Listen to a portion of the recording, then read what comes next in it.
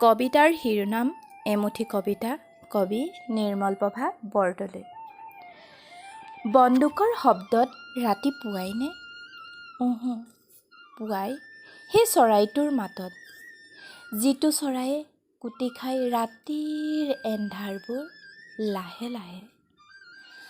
আহিনৰ পথাৰৰ গোন্ধ কেনেবাকে নাকত আহি লাগিলে মই হেৰাই পাওঁ মোৰ দেউতাক।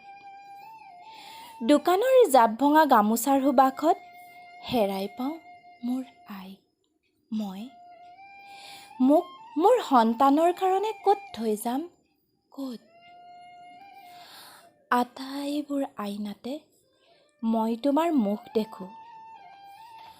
ক'তো এখন আইনা বিচাৰি নাপালোঁ য'ত দেখা পাওঁ মোৰ মুখখন এবাৰলৈ। চকুৰ পানী মোৰ মাটিত সৰি সৰি পাথৰ হৈছে। ই ধূলি তিয়াব নোৱাৰে সঁচা, কিন্তু অস্ত্ৰ সাজিব পাৰিব। ধন্যবাদ।